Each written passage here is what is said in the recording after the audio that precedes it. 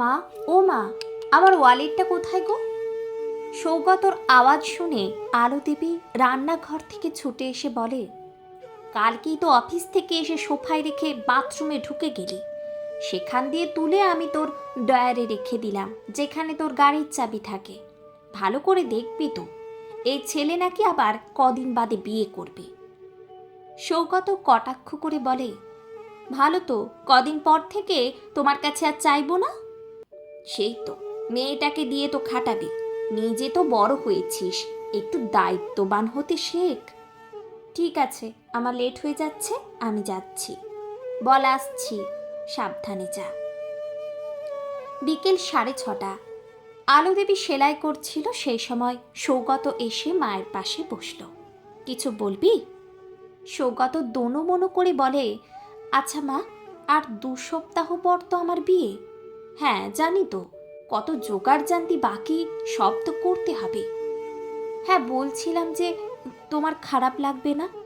আমার যে বিয়ে হয়ে যাচ্ছে, যদি বিয়ের পর তোমার মনে হয় আমি তোমার ঠিকমতো খেয়াল রাখতে পারছি না আগের মতো।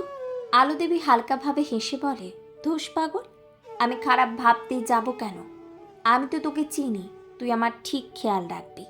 আর এদিকে আমি চিন্তায় আছি যে বৌমা আসলে ওর যেন কোনো অসুবিধা না হয়, আর তুই এইসব বলছিস।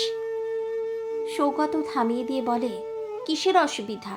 শোন বাবু, দেখ, একটা মেয়ে যখন বিয়ে করে নিজের বাড়ি ছেড়ে শ্বশুর বাড়ি আসে, তার মনে অনেক আশা, অনেক আকাঙ্ক্ষা থাকে যে সে কিভাবে তার সংসারটাকে গুছিয়ে নেবে, সবাইকে আপন করে নেবে।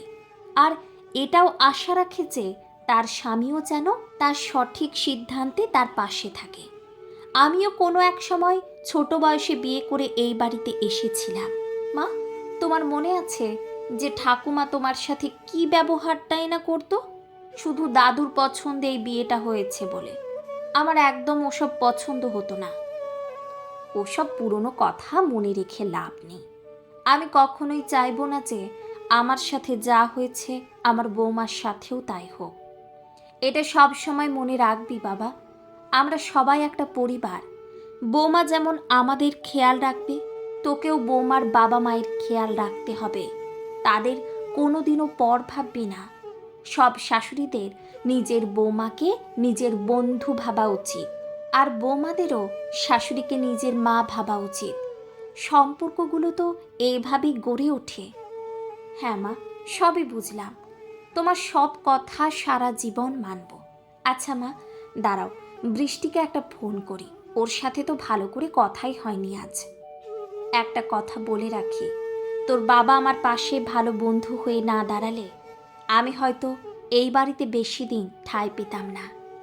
আশা করি আমিও যেন তোর মধ্যে তোর বাবার প্রতিবিম্বটা দেখতে পাবো। কিছু সম্পর্ক স্বার্থ না, ভালোবাসা থাকে, আশা থাকে, ভরসা থাকে, এবং সেই আশাটা তার প্রতিই থাকা উচিত যে তোমার সেই আশা ভরসার দাম দেয়, তোমাকে ভালোবাসে।